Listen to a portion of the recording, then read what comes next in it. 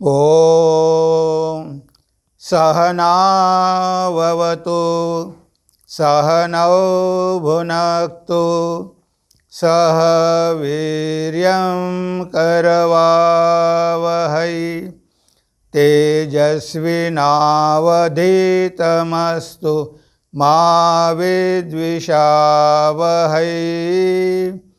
ओम शांति शांति शांति।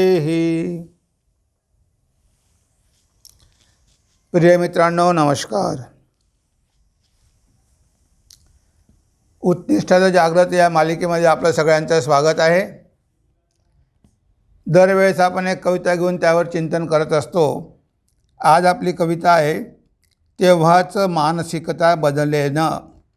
तेव्हाच मानसिकता बदलेनं। पंडिताचे पांडित्य बघूनी आपण होतो मोहित, विचारांची धारणा करावी, आचरण करावे जीवनात, आचरण करावे जीवनात। आता बघा, पंडिताचे पांडित्य बघूनी आपण होतो मोहित। आपण जर परीक्षण केलं, स्वतःचं परीक्षण केलं, लोकांचं परीक्षण केलं, तर आपल्याला काय आढळतं? म्हणजे आपण व्याख्यानं ऐकायला जातो, पुस्तकं वाचतो, तरी आपली मानसिकता बदलत नाही। म्हणजे बघा, आपला ऐकण्यामागचा उद्देश काय आहे हे अतिशय महत्त्वाचं आहे। आपण व्याख्यानं ऐकू शकतो, पण खरोखर आपल्याला आध्यात्मिक व्हायचं आहे का? का आपल्याला नुसतं आपलं मनोरंजन करून टाईमपास करायचं आहे? म्हणजे बघा, ह्या बऱ्याच गोष्टी असतात जीवनामध्ये।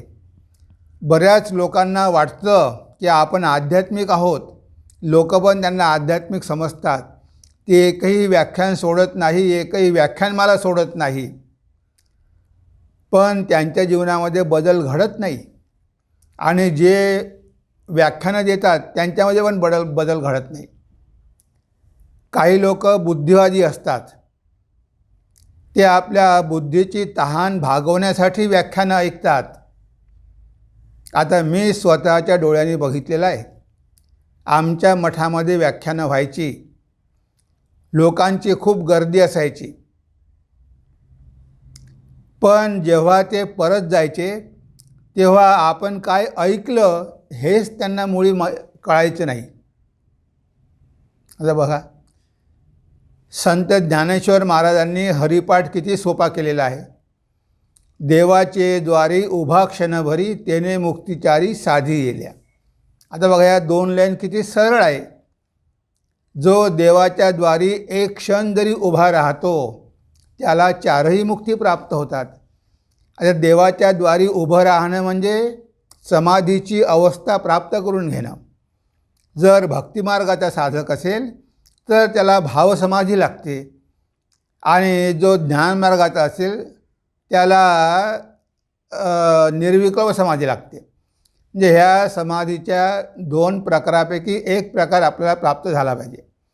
आता किती सोपं करून सांगितलेलं आहे महाराजांनी की भक्तिमार्गानं असेल तर तुमची कर्ममुक्ती होईल, हळूहळू मुक्त व्हाल।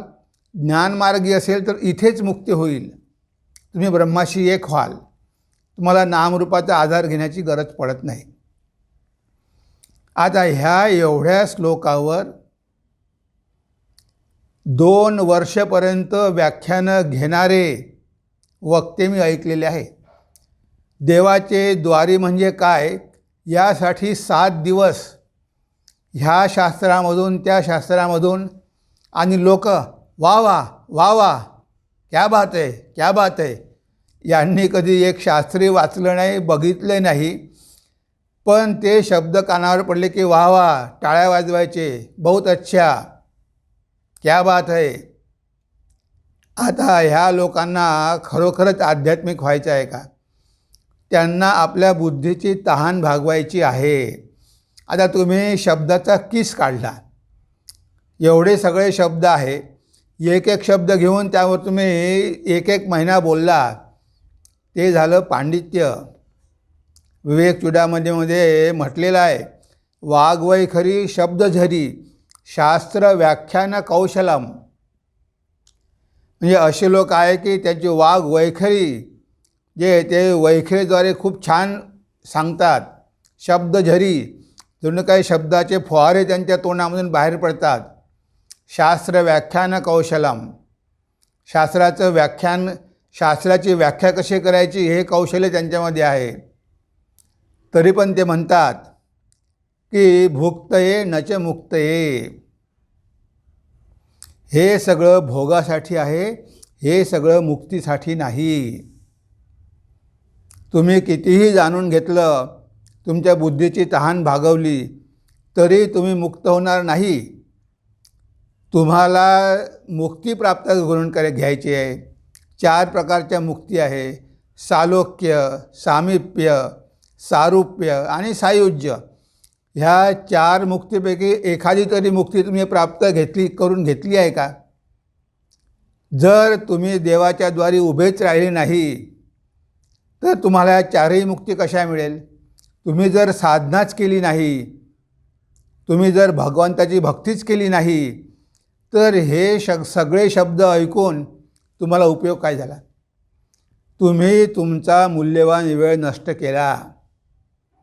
बाहेर पडल्यावर तुम्ही सगळे विसरून गेला, कारण पांडित्याचा प्रभाव पडत नाही.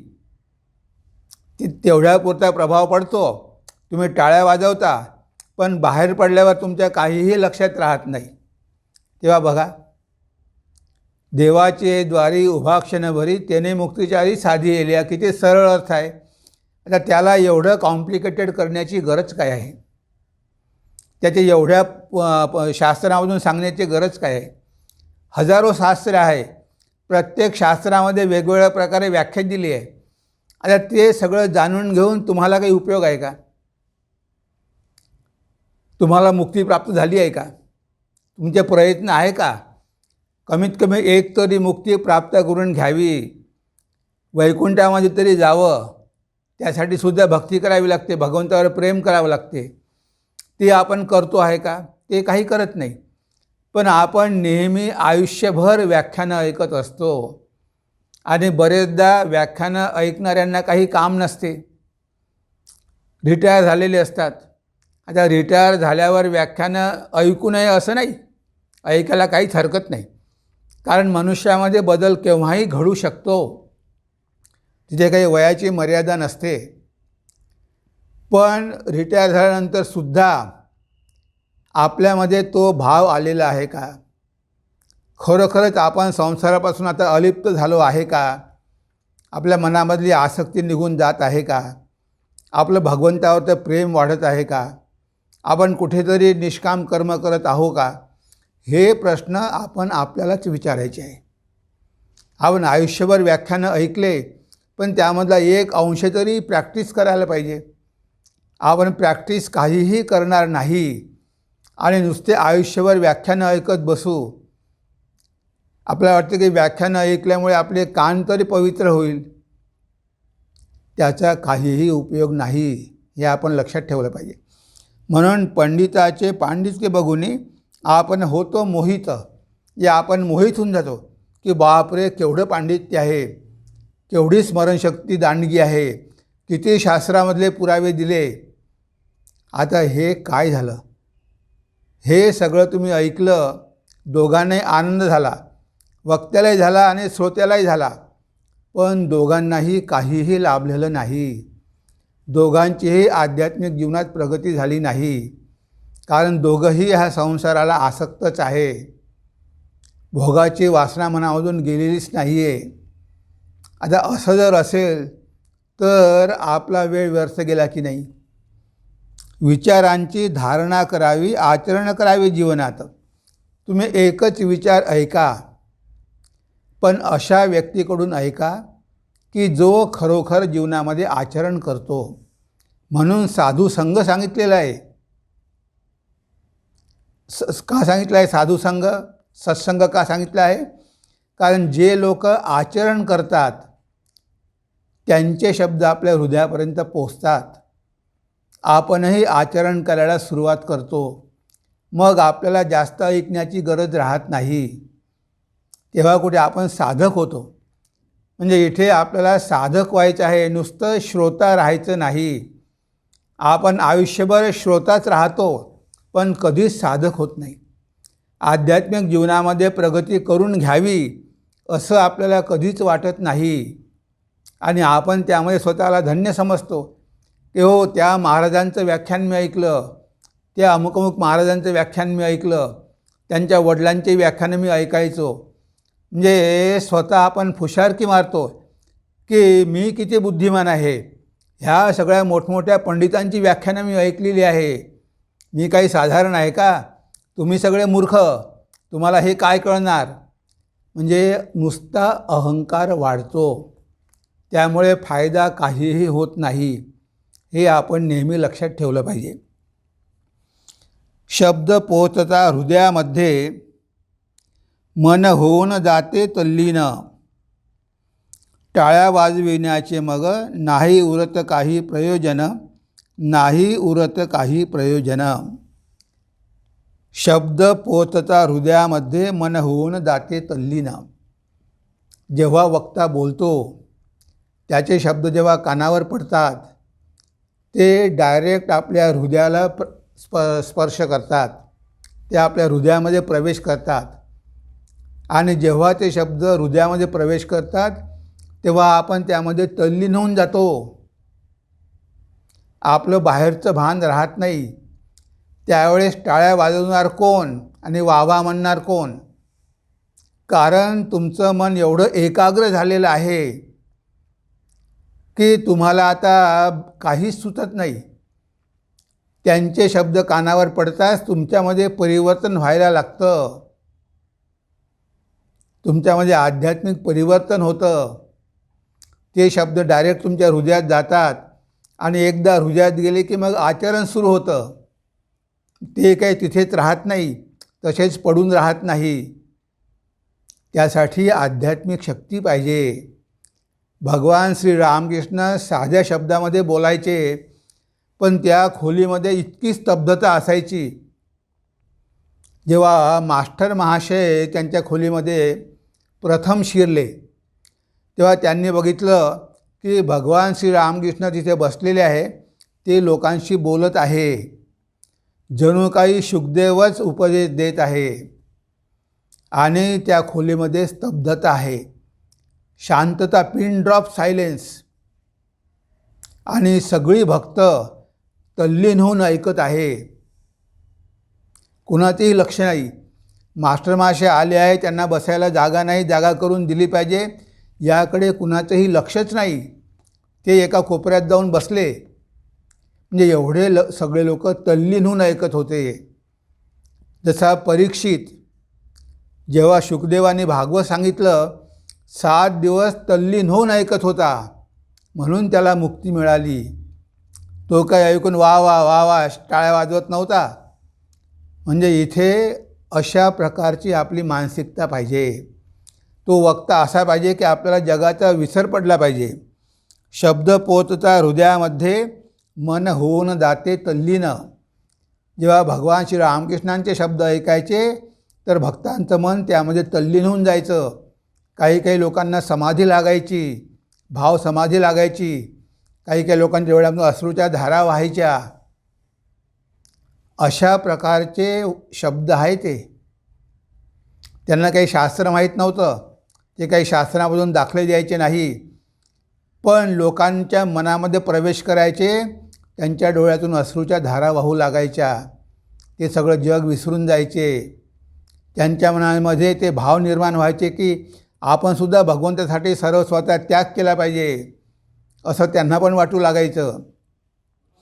टाळ्या वाजविण्याचे मग नाही उरत काही प्रयोजन. जर अशा प्रकारे वक्ता आणि श्रोता असेल, ते आपण कधी बघतो का टाळ्या वाजवत आहे म्हणून? जेव्हा अशा प्रकारचे गुरु आणि शिष्य असतात, नचिकेता आणि यमराज, तेव्हा तो नचिकेता काही टाळ्या वाजवत नाही की वा वा वा तुम्ही गुरुदेव खूप चांगलं सांगितलं मला. बघा, हा फरक आहे. म्हणजे आध्यात्मिक साधना करणारा साधक, ज्याला आपण सीकर म्हणतो, आणि एक संसारी मनुष्य मनोरंजन करणारा. आजकाल मनोरंजन करणारे बरेच तुम्हाला मिळेल, पण त्यामुळे तुम्हाला काहीही उपयोग होणार नाही. म्हणून लक्षात ठेवा, शब्द पोचता हृदयामध्ये, मन होऊन जाते तल्लीन. टाळ्या वाजविण्याचे मग नाही उरत काही प्रयोजन. मग टाळ्या वाजविण्याचं काही प्रयोजन उरत नाही. ते मन देऊन, मन एकाग्र करून ऐकत राहतात. घंटोघंटे ते ऐकत राहतात. जेव्हा स्वामी विवेकानंद शिकागोला होते, तेव्हा स्वामीजींचं भाषण ऐकायला मिळावं म्हणून लोक 7-7 घंटे बसून राहायचे. कारण ते लोक म्हणायचे की शेवटी स्वामी विवेकानंद बोलणार आहे. त्या बाकीच्यांच्या व्याख्यानांमध्ये त्यांना मुळीच आवड नव्हती. पण विवेकानंद बोलणारे असं सांगितलं की ते 5 घंटे बसून राहणार, इतरांची व्याख्यानं ऐकत राहणार. कशासाठी? कारण शेवटी स्वामीजींचं व्याख्यान ऐकायला मिळणार आहे. जे त्यांच्या व्याख्यानांचा एवढा प्रभाव पडायचा, एवढं त्यांचं मन एकाग्र व्हायचं. अध्यात्माला गंभीर घ्यावे, करू नये विनोदाचे साधन. श्रोत्यांचे मनोरंजन करणे हेच धर्मप्रदूषणाचे कारण. हेच धर्मप्रदूषणाचे कारण. आज आपण बघतो की धर्मामध्ये सुद्धा प्रदूषण निर्माण झालं आहे. जसं आपण म्हणतो वायू प्रदूषण, air pollution, water pollution, sound pollution, तसं हे अध्यात्मामध्ये पण पोल्युशन आलेलं आहे. आता बघा, कोणीही सिरियस घेत नाही. त्यांना वाटतं आपण आध्यात्मिक, पण किती लोक अध्यात्म सिरियस घेतात. अध्यात्माला गंभीर घ्यावे, करू नये विनोदाचे साधन. म्हणजे श्रोत्यांनी आणि वक्त्यांनी सुद्धा ह्या अध्यात्माला सिरियस घेतलं पाहिजे. कारण हे काही विनोदाचं साधन नाही, तर टाईमपास करायचं नाही. आजकाल आपण कितीतरी कीर्तनकार बघतो, लाख लाख रुपये कमावतात आणि काय करतात? लोकांचं मनोरंजन, अश्लील भाषा वापरतात. आता ते तर लोकांना माहीतच आहे. त्या संसारातल्या गोष्टी त्यांना माहीतच आहे. संसारातले प्रॉब्लेम पण त्यांना माहिती आहे. आता तुम्ही तेच प्रॉब्लेम सांगत असाल, लोकांना हसवत असाल, तर तुम्ही कीर्तनकार की तुम्ही जोकर की तुम्ही विदूषक? म्हणजे कीर्तनकारसुद्धा आजकाल विदूषक व्हायला लागले. कारण त्यांचा तो पोटापाण्याचा धंदा होऊन बसला. कीर्तनं करायची आणि पैसे कमवायचे, आणि लोकांमध्ये नाव पण होतं. आणि आपल्यासारखे मूर्ख असं मनोरंजन करायला खूप गर्दी करतात. लाखोमध्ये लोक जातात, त्यांना काहीही मिळत नाही, पण मनोरंजन होते, टाईमपास होतो ना. 1 तास 2 तास टाईमपास होतो. आता इथे श्रोत्यानंसुद्धा आणि वक्त्यानंसुद्धा खूप सावध राहायला पाहिजे, गंभीरतेनं घेतलं पाहिजे. हे जे असे महापुरुष झाले, तुकाराम महाराज, ज्ञानेश्वर महाराज, ते काय असे जोक करत नव्हते किंवा अशा कॉमेडी करत नव्हते. श्रीरामकृष्ण, विवेकानंद यांच्या व्याख्यानामध्ये आहे का? यांच्या व्याख्यानामध्ये वाचा, तुम्हाला कुठे काही अशी कॉमेडी दिसणार नाही. त्यांनी जे काही सांगितलं त्यामध्ये काही काही गोष्टी असतील, पण त्या गोष्टींमधून ते उपदेश द्यायचे. ते काही मनोरंजन नव्हतं. त्यांनी कोणतीच गोष्ट मनोरंजनासाठी सांगितली नाही. त्यांनी बऱ्याच गोष्टी सांगितल्या. ते 4 भाऊ होते सोनार. ते पहिला म्हणायचा केशव केशव गोपाल गोपाल, हर हर आणि हरी हरी आणि हर हर. आता ही गोष्ट सांगितली, पण यामधून त्यांनी आपल्याला धडा दिला की समाजामध्ये अशा प्रकारचे लोक पण आहे की जे देवाचं नाव घेऊन समाजाला फसवतात. त्यांच्यापासून तुम्ही सावध राहा. म्हणजे अशा गोष्टीच्या माध्यमातून पण आपल्याला काहीतरी शिकायला मिळायचं. पण आजकाल ते गेलं. म्हणजे आपल्या जीवनाची पातळी कुठे उंचावली पाहिजे, पण आपण आहोत तिथेच राहतो. मग अशी व्याख्यानं ऐकून उपयोग काय? आणि अशी व्याख्यानं देऊन तरी उपयोग काय? जर त्यामुळे आपण आपल्या श्रोत्यांची मानसिक पातळी बदलू शकत नसू, त्यांच्यामध्ये आध्यात्मिकता संचारित करू शकत नसू, तर अशा प्रकारे कॉमेडी करून पैसे कमावण्यात काही अर्थ आहे का? पण लोकांना ते आवडतं. दोन प्रकारचे वक्ते असतात. एक प्रकारचे वक्ते समाजाला काय पाहिजे ते देतात. त्यांना माहिती आहे की समाज कशामध्ये आसक्त आहे, या आसक्तीच्या दलदलीमधून त्यांना बाहेर कसं काढायचं यासाठी जे त्यांच्या हितच आहे ते सांगतात. पण दुसऱ्या प्रकारचे लोक, त्यांना श्रोत्यांचं काही घेणं देणं नाही. त्यांना फक्त श्रोत्यांचं मनोरंजन करून स्वतःची कीर्ती वाढवायची आहे, स्वतः पैसे कमावायचे आहे. त्यामुळे ते श्रोत्यांचा विचार करत नाही की आपण सांगतो यामुळे काही श्रोत्यांना फायदा होणार आहे का, हा विचार ते करत नाही. ते स्वतःपुरता विचार करतात.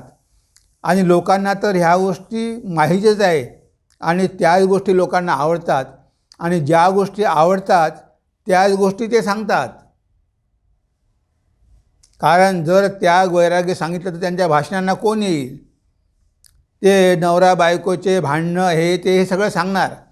कारण अशा गोष्टी सांगितल्या की लोक येणारच. म्हणजे बघा, आपण किती सावध राहिलो पाहिजे.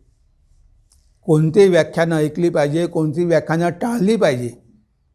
कारण ज्या व्याख्यानामुळे आपली मुळीच प्रगती होत नाही, उलट आपण खाली जातो, मग अशी व्याख्यानं ऐकून उपयोग काय?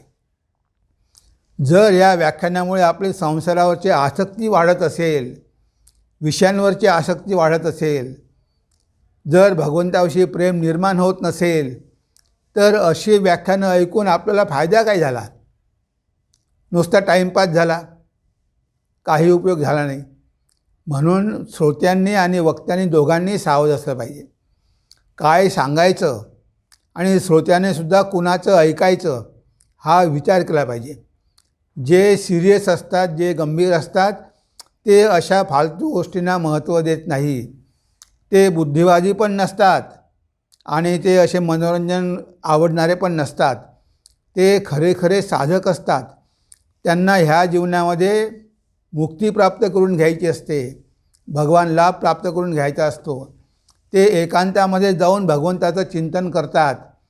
ह्या गर्दीमध्ये जाऊन, या मेळ्यामध्ये जाऊन असे विनोद ऐकून आपला टाईम ते नष्ट करत नाही. म्हणून आपण पण सावध पाहिजे.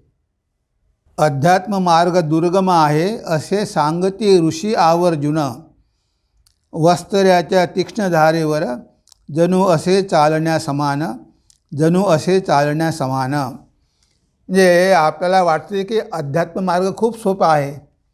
कारण आज अध्यात्मावर बोलणारे इतके काही लोक झालेले आहेत आणि बऱ्याच लोकांनी त्याचा बिझनेस करून टाकलेला आहे. त्यांचा पोटापाण्याचा उद्योग करून टाकलेला आहे.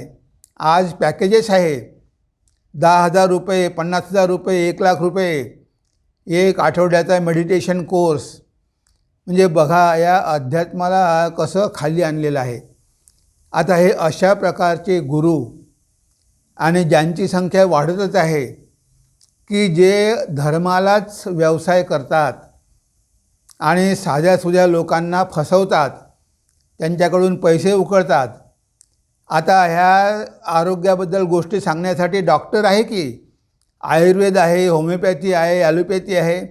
आता ह्या गोष्टी साधूंना सांगण्याची काय गरज आहे? ठाकूरांनी हे कधीही मान्य केलं नाही. ते म्हणायचे की जो साधू औषध देतो तो साधूच नव्हे.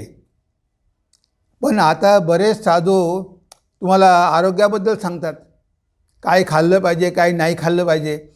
आता ह्या गोष्टी सांगायला डायटिशियन आहे, बरेच लोक आहेत. साधूंनी सांगायची काय गरज आहे? अजून त्यामुळे आपला देहबोध वाढतो. कुठे आत्म्याबद्दल सांगायचं तर ते शरीराबद्दलच सांगतात. जास्त दिवस कसं जगायचं, आरोग्य चांगलं कसं ठेवायचं. अरे कितीही आपण केलं तरी प्रारब्ध भोगावंच लागणार आहे आणि एक दिवस पण मृत्यूला पुढे ढकलता येत नाही. तर हे आपल्याला माहिती आहे, तरी हे लोक त्यावर पैसा कमावतात. आणि कितीही सांगितलं आणि कितीही केलं तरी जे काही दुःख वाट्याला येणार आहे ते वाट्याला येणारच आहे आणि जेव्हा मृत्यू येणार आहे तेव्हा मृत्यू येणारच आहे. पण लोकांना अशा प्रकारे सांगून त्यामधून पैसे कमावणं हा एक प्रकारे धंदाच झाला. म्हणजे आज सगळ्या विषयावर साधू बोलतात. अध्यात्म सोडा, अध्यात्म ते सोडूनच देतात आणि अध्यात्म सोडून बाकीच्या विषयांवरच ते खूप बोलत राहतात. कारण लोकांना ते आवडतं. योगावरती, बाकीच्या आरोग्यावरती. आता ह्या गोष्टी जर साधू करत असेल तर त्याला आपण साधू म्हणू शकू का? बघा, हा फरक आहे म्हणजे साधूमध्ये आणि पंडितामध्ये. अध्यात्म मार्ग दुर्गम आहे. लक्षात ठेवा, अध्यात्म मार्ग काही सोपा नाही आहे.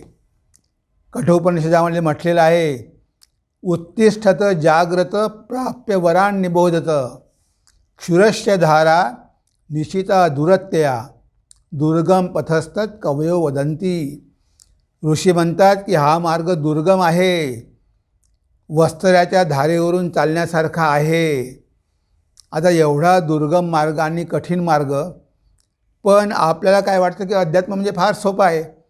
कारण हे असे सोपा करून सांगणारे गुरु बरेच आहे जे तुम्हाला अध्यात्म सोपा करून सांगतात. पण अवतार, भगवंत, साधुसंत कधीही कॉम्प्रोमाइज करत नाही. तुकाराम महाराज म्हणाले, बायको मेली बरं झालं, माया गेली. असं म्हणणारे किती आहे? हे आजचे पंडित म्हणू शकतात का असं? पण तुकाराम महाराजांनी समाजाची पर्वा केली नाही. जे सत्य आहे तेच सांगितलं. हे महापुरुष जे आपल्यासाठी चांगलं आहे तेच सांगतात. ते कधीही तडजोड करत नाही. म्हणून अध्यात्म मार्ग अतिशय कठीण आहे. कारण ह्या जगाची आसक्ती आपोआप जात नाही. त्यासाठी खूप साधना करावी लागते, खूप प्रयत्न करावे लागतात. असं नाही आहे की व्याख्यान ऐकलं आणि आपण झालो आध्यात्मिक. तेव्हा अध्यात्म मार्ग दुर्गम आहे असे सांगते ऋषी आवर्जुन. असं ऋषी मुनींनी, संतांनी, शास्त्रांनी सांगितलेलं आहे की अध्यात्म मार्ग फार अवघड आहे, वस्त्राच्या धारेवरून चालण्यासारखा आहे. हा मार्ग अमृताकडे घेऊन जाणारा आहे, हा संसाराकडे घेऊन जाणारा नाही. त्यामुळे कठीण आहे. कारण आपल्याला संसाराकडे जाण्याचा मार्ग आवडतो. त्याला म्हटलं आहे श्रेयस्य प्रेयस्य मनुष्य मेतत. हा प्रेयस मार्ग आहे. अध्यात्म श्रेयस आहे, श्रेष्ठ आहे, पण कठीण आहे. म्हणून लोक तिकडे वळत नाही, त्या मार्गाने जात नाही. त्यांना तशा गोष्टी आवडत पण नाही. खरा अध्यात्म किती लोकांना आवडतो? बऱ्याच लोकांना खरा अध्यात्म आवडत नाही. काय म्हणायचे भगवान श्री रामकृष्ण? कामिनी कांचन हीच माया. आता कामिनी कांचन म्हणजेच काम कांचन, किंवा स्त्रियांसाठी पुरुष आणि पुरुषांसाठी स्त्रिया. आता काम कांचन हीच माया आहे असं भगवंताने सांगितलं आहे. गीतेमध्ये भगवान म्हणतात, त्रिविधम नरकस्येदम द्वारम नाशनमात्मनः काम क्रोधस्तथा लोभ तस्मादेतत्त्रयं त्यजेत. नरकाकडे जाण्याचे 3 द्वार आहे, काम, क्रोध आणि लोभ. आणि ते आपण सोडले पाहिजे. ते आपले शत्रू आहे, ती नरकाची द्वारं आहे आणि त्यामुळे आपण ते सोडले पाहिजे, त्यांचा त्याग केला पाहिजे. आता हे भगवंत गीतेत सांगतात, उपनिषदामध्ये सांगतात, भगवान श्री रामकृष्ण सांगतात. पण आजचे पंडित सांगतात का? जर सांगितलं ना, बिझनेस कसा होणार? म्हणजे हे महापुरुष किंवा शास्त्र किंवा अवतार तुम्हाला संसाराच्या बाहेर काढण्याचा प्रयत्न करतात. आणि आजकालचे पंडित किंवा आजकालचे जे आपण त्यांना म्हणतो की आचार्य, त्यामध्ये चांगले पण आहे. आपण सरसकट सगळ्यांना दोष देऊ शकत नाही. त्यामध्ये प्रामाणिक पण आचार्य आहेत, पण त्यांची संख्या फार कमी आहे. असे लोकांना संसारामध्ये गुंतवून ठेवणारेच पुष्कळ आहे. म्हणून आध्यात्मिक जीवन एवढं सोपं नाही आहे. आपल्याला जेवढं सोपं वाटतं, हे लोक जेवढं आपल्याला सोपं करून सांगतात तेवढं सोपं नाही, अवघड आहे.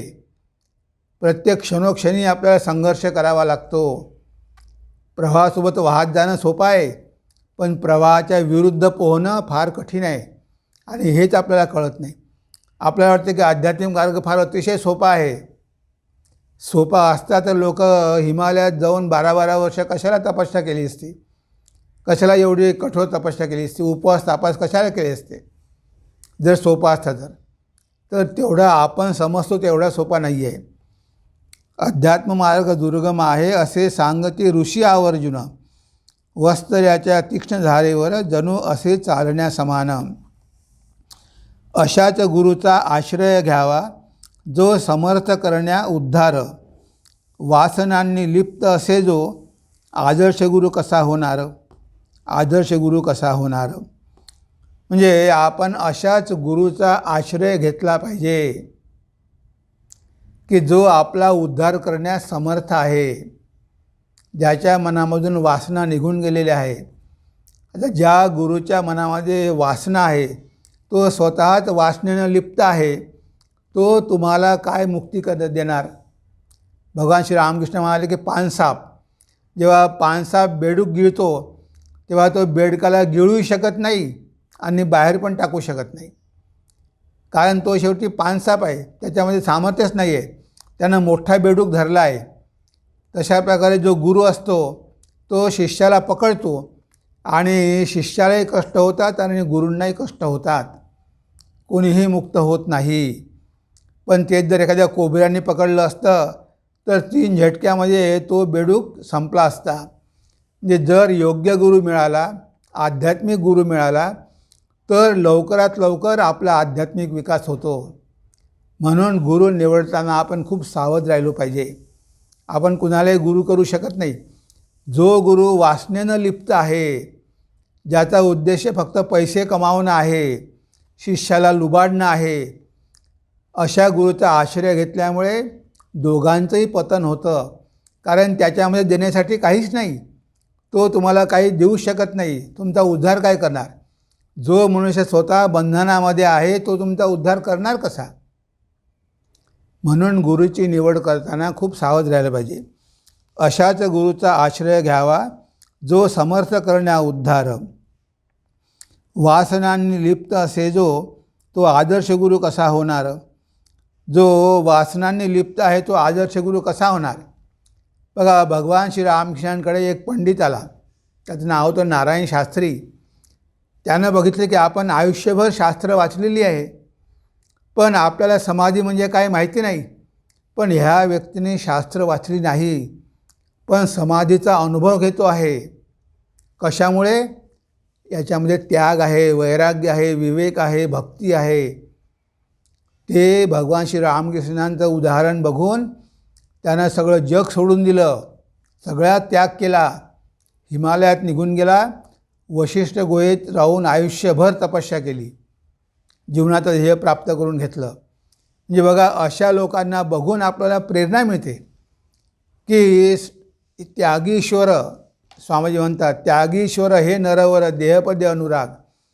म्हणजे त्यांनी आपल्या जीवनामध्ये त्यागाचं उदाहरण दाखवून दिलं, कशा प्रकारे त्याग केला पाहिजे. आणि आजकालचे गुरु कशा प्रकारे भोग केले पाहिजे हे आपल्याला सांगतात. आपली प्रगती होईल का. आपण ऑलरेडी दलदलीमध्ये आहोत, या संसार दलदलीत फसलेलो आहोत. आणि जर कोणी म्हटलं तेच चांगलं आहे तर आपण त्यामधून बाहेर पडणार कधी, हा विचार आपण करायला पाहिजे. स्वामीजींची व्याख्याने ऐकता श्रोते विसरून जाती देहभान. हाच आदर्श समोर असावा, तेव्हाच मानसिकता बदलेन, तेव्हाच मानसिकता बदलेल. स्वामीजींचे व्याख्यानं ऐकता ऐकता लोक देहभान विसरून जायचे. स्वामीजी लंडनला व्याख्यान देत होते आणि व्याख्यान देता देता लोकांची मनं इतकी उच्च पातळीवर गेली की ते सगळं विसरून गेले. तेव्हा स्वामीजींनी लेक्चर एकदम व्याख्यान बंद केलं, खोलीत जाऊन बसले, बाजूच्या ध्यानामध्ये बसले आणि तेव्हा फोटो घेतला.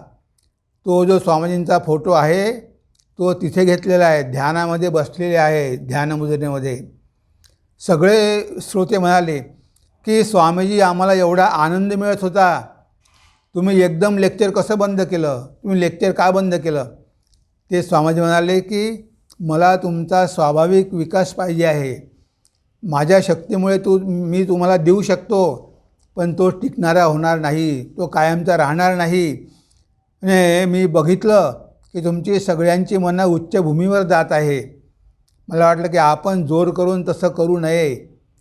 तुम्ही साधना करून स्वाभाविकपणे ती अवस्था प्राप्त करून घ्या. आणि स्वामीजी म्हणायचे की मी अमेरिकेत 4 वर्ष व्याख्यानं दिली.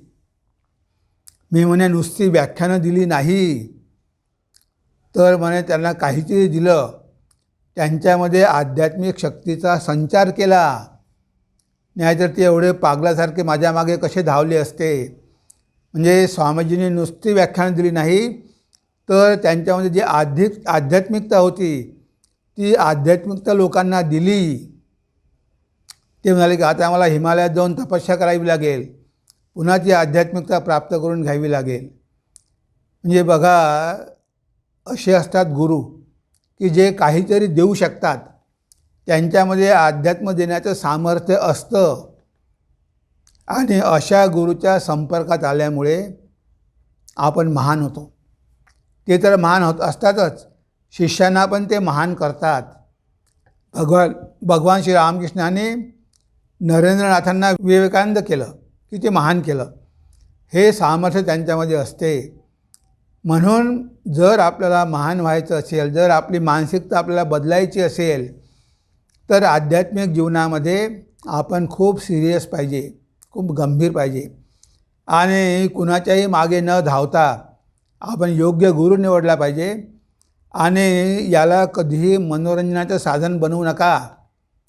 अध्यात्म म्हणजे काही मनोरंजनाचं साधन नाही, नुसतं विनोद ऐकणं नाही, नुसतं टाईमपास करणं नाही, तर भगवान लाभ करून घेणं, जीवनामध्ये मुक्तिलाभ करून घेऊन सगळी संसाराची बंधनं तोडून टाकणं, जन्ममृत्यूच्या पलीकडे जाणं, हा अध्यात्माचा उद्देश आहे. तो उद्देश साधकाने कधीही विसरू नये. ह्या संसारामध्ये जर तो अडकून पडला आणि त्यानं आयुष्यभर जरी व्याख्यानं ऐकली तरी त्याच्यामध्ये काहीही बदल घडून येणार नाही. म्हणून जर आपल्याला वाटत असेल की आपल्यामध्ये बदल घडून आला पाहिजे, तर ह्या प्रकारे आता आपण जे चिंतन केलं त्या प्रकारे जीवन जगण्याचा आपण प्रयत्न केला पाहिजे. तेव्हा ही कविता आपण एकदा वाचून घेऊ आणि आपल्या चिंतनाला इथेच विराम देऊ. तेव्हाच मानसिकता बदलेलं. पंडिताचे पांडित्य बघून आपण होतो मोहित, विचारांची धारणा करावी, आचरण करावे जीवनात. शब्द पोचता हृदयामध्ये, मन होऊन जाते तल्लीन, टाळ्या वाजविण्याचे मग नाही उरत काही प्रयोजन. अध्यात्माला गंभीर घ्यावे, करू नये विनोदाचे साधन. श्रोत्यांचे मनोरंजन करणे हेच धर्म प्रदूषणाचे कारण. अध्यात्म मार्ग दुर्गम आहे, असे सांगते ऋषी आवर्जून. वस्त्र्याच्या तीक्ष्ण धारेवर जणू असे चालण्या समान. अशाच गुरूचा आश्रय घ्यावा, जो समर्थ करण्या उद्धार. वासनांनी लिप्त असे जो आदर्श गुरु कसा होणार. स्वामीजींचे व्याख्याने ऐकता श्रोते विसरून जाती देहभान. हाच आदर्श समोर असावा, तेव्हाच मानसिकता बदलेल, तेव्हाच मानसिकता बदलेल. तर बघा, ह्या कवितेद्वारे आपण बघितलं आहे की आपल्याला आध्यात्मिक व्हायचं असेल, आपल्यामध्ये बदल घडून यायचा असेल, तर कशा प्रकारे आपण जीवन जगलो पाहिजे हे या कवितेच्या माध्यमातून आपण बघितलेलं आहे. तेव्हा आपण इथेच थांबूया. नमस्कार, धन्यवाद. ओम सर्वे भवन्तु सुखिनः, सर्वे सन्तु निरामया, सर्वे भद्राणि पश्यन्तु, मा कश्चित् दुःखभाग् भवेत्, मा कश्चित् दुःखभाग् भवेत्. ओम शांति शांति शांति. हरि ओम तत्सत्. श्रीरामकृष्णार्पणमस्तु.